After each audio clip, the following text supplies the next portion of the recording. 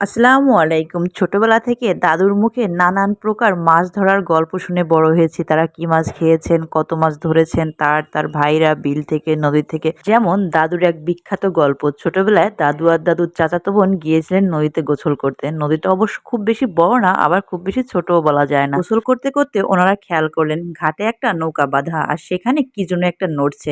তো দাদু এটা ১ম দেখেছিলেন। দাদু ওনার বোনকে বলল, "ওইখানে মাছ আছে।" আর বোনটা একটু ছোট ছিল। তো ছোট মানুষ সে ভয় পাচ্ছিল। সে বলছিল যে, "না, ওইখানে মাছ না, সাপ-টাপ কিছু হবে।" দাদুও ছোট ছিলেন কিন্তু উনার বোনটার থেকে একটু বড় ছিলেন। দাদু তার ছোট বোনকে বোঝাচ্ছিলেন বারবার যে, "না, ওইখানে মাছ আছে আর মনে হয় বোয়াল মাছ আছে। চল একটা খ্যাপ দিয়েই দেখি।"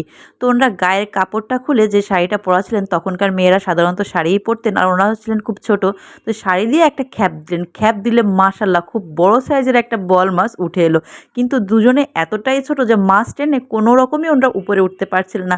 কোনোভাবে একটু পানি থেকে উপরে উঠেই কাদা মাটি সেই কাপড় দিয়ে ওটাকে জড়িয়ে রেখে ২ জন মাছের উপরে শুয়ে পড়ে চিৎকার করে ডাকছিলেন যে, "কেউ আসো, কেউ আসো, আমরা খুব বড় একটা মাছ পাইছি।" কিছু সময় পরে আমার দাদুর বাবা ওনাদের চিৎকার চেঁচামেচি শুনতে পেয়ে যেয়ে দেখেন যে ২ টা মেয়ে বড় একটা বোয়াল মাছের উপরে ২ বোন মাছটাকে চেপে ধরে শুয়ে আছে আর চিৎকার চেঁচামেচি করছে। এই দেখে বড় বাবা চলে গেল দ্রুত মাছটাকে ধরতে। তো ধরে এনে বাড়ি এনে মেপে দেখেছিল ৬.৫ কেজি ওজন ছিল মাছটার। দাদু আরো বলেছিল মাছটার পেট ভরা নাকি ডিম ছিল আর সেই ডিম দিয়ে ওনরা খেয়েছিল ধাপড়া ভেজে। তো এমন অনেক অনেক গল্প শুনে শুনে আমরা বড় হয়েছি। দাদু বলে আমরা এই যে সমুদ্রের শুটকি মাছ খাই, আমার দাদু কিন্তু এটা একদম খানও না, পছন্দও করেন না। উনি বলেন শুটকি তো আমরা দিতাম আমাগের সময়। আমরা বাইলে মাছ দিয়ে শুটকি দিতাম, ইলিশ মাছ দিয়ে শুটকি দিতাম, বড় বড় চিংড়ি মাছ দিয়ে শুটকি দিতাম। এইসব মাছ মানসি খায় ছ্যা। কথাটা কিন্তু আমার দাদুর, কথাটা কিন্তু আমার না। যাই হোক, উনি আর কি বুঝবেন এইসব মাছের স্বাদ। আর আমরাও ওইসব যুগে কখনো ফিরেও যেতে পারবো না। আর ওনাদের ওইসব মাছের আমরা স্বাদও পাবো না। গল্প করে ওনার ভাইরা এত এত মাছ মেরে আনতো যে ওনার মা কুটতে না পেরে, রান্না করতে না পেরে আশেপাশের মানুষদের ডেকে ডেকে দিয়ে দিত।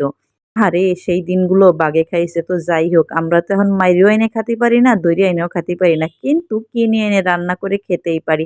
তো দেখতেই পাচ্ছেন আজকে কিন্তু আমি বোয়াল মাছ রান্না করেছিলাম পুঁইশাক দিয়ে। আর আমি যেভাবে রান্না করেছিলাম সম্পূর্ণ ভিডিওটা আপনাদের সঙ্গে শেয়ার করলাম। আজকে কিন্তু এই বাদে আর কোনো রেসিপি শেয়ার করতে পারলাম না। কারণ আমার মোবাইলের চার্জ শেষ হয়ে গিয়েছিল, তাই আমি শুট করতে পারি নাই। তো যাই হোক, আজকের রেসিপিটি কার কাছে কেমন লাগলো অবশ্যই জানাবেন। আর কে কিভাবে বোয়াল মাছ খেতে পছন্দ করেন সেটাও কিন্তু জানাবেন। আর আপনার জীবনে মাছ মারার কোনো অভিজ্ঞতা আছে কি? এই তো দেখতে পাচ্ছেন আজকে এটা ছাড়াও রান্না করেছিলাম আমার বড় শেয়ালের জন্য মুরগির মাংস আর পাতলা ডাল। আলহামদুলিল্লাহ, এটাই ছিল আজকের আমাদের দুপুরের খাবার। তাহলে ভালো থাকেন সবাই, সুস্থ থাকেন। আর এমন মজার মজার ভিডিও পেতে অবশ্যই রিমি রান্নাঘরের পাশেই থাকবেন। আর রিমি রান্নাঘরের পাশে থাকতে গেলে কি করতে হবে এটা তো আর আপনাদের নতুন করে বলে দেওয়ার কিছু নাই। ভালো থাকেন সবাই। আল্লাহ হাফেজ।